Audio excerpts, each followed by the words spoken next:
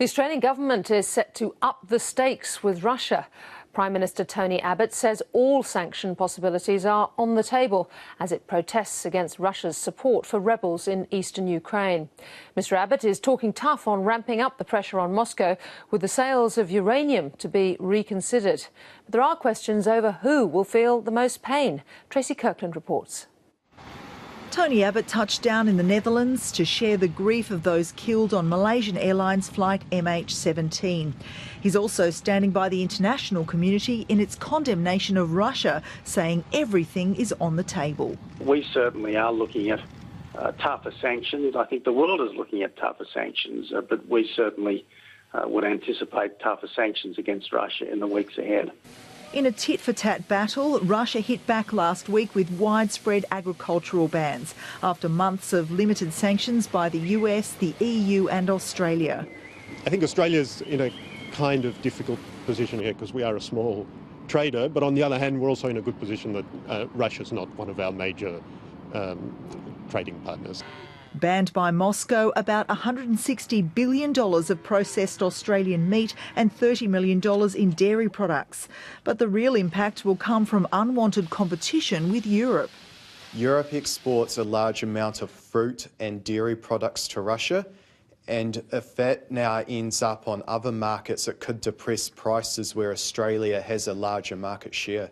So we may see extra competition there, and therefore I guess it's not just in volumes and potential lost sales, but also pricing pressure, so reduced prices. The Australian government is now flagging a possible ban on uranium exports to Russia. Australia is the world's third largest uranium producer, accounting for around 11% of global output, valued at more than $600 million. Russia only recently passed the testing required by Australia to become an importer and has been a customer since 2012. But Russia has its own uranium production and could buy from neighbouring Kazakhstan. Whether Australia alone could have any kind of influence over Russia is unlikely. Our most likely course of action will be to work alongside North America and Europe. The Australian government sending a message that it's displeased with recent events, but beyond that it's not really clear what a country like Australia can do. You know, if in the case of the US or even Europe, they've got bigger sticks they can use. Despite the sanction war, Russian President Vladimir Putin is still on the invitation list for the G20 in November. Tony Abbott says it's too early to say whether he should be barred. It might be awkward to invite him, but on the other hand, it's kind of important to keep dialogue open in these situations.